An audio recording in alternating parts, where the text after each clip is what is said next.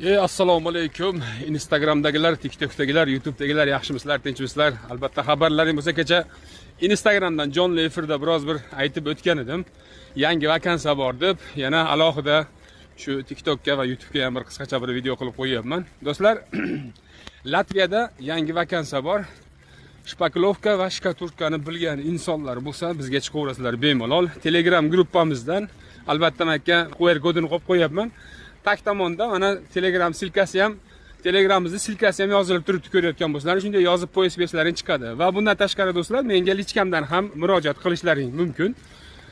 Oilalarga keladigan bo'lsak, haligi unaqa professional yaxshi bir usta bo'lmaydigan bo'lsangiz, 950 yevrodan shu 1000 yevro atrofida, 1000 dan sal balandroq 1100 atrofida maosh olasizlar do'stlar. Endi boshlang'ichi. Lekin vaqt soati bilan sekin qo'l kelguncha to 2000 yevrogacha maosh olaverasizlar. Ya'ni xabarlaring bo'lsa, agar ustalar bo'ladigan bo'lsa, albatta professional bo'lsa, darrov 1-2 oyda oylik maoshlari sirazi oshadi. Ya'ni xabarlaring bo'lsin.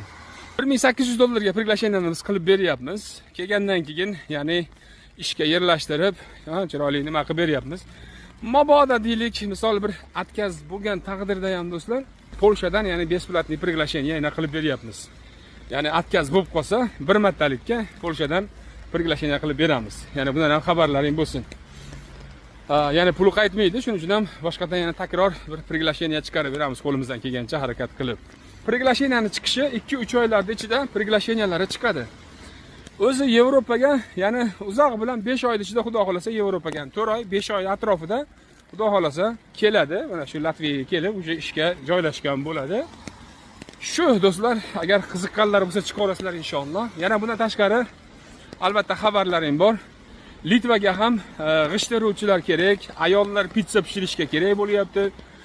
Bundan tashqari kecha yana bir Serbiyaga ham bir aytib o'tdim shekilli, Serbiyaga ham ayollar kerak bo'lib turibdi. Parikmaxrmi shunaqalar kerak va manikyur pedikyur biladiganlar ham kerak. Bular ham bo'lsa menga chiqaverasizlar inshaalloh. Olyapti, ishchi olyapti ayollarni ham.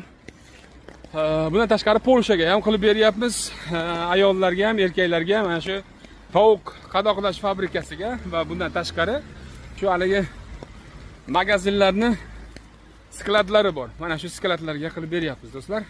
Hammaning Alloh panohiga sog' salomat bo'linglar.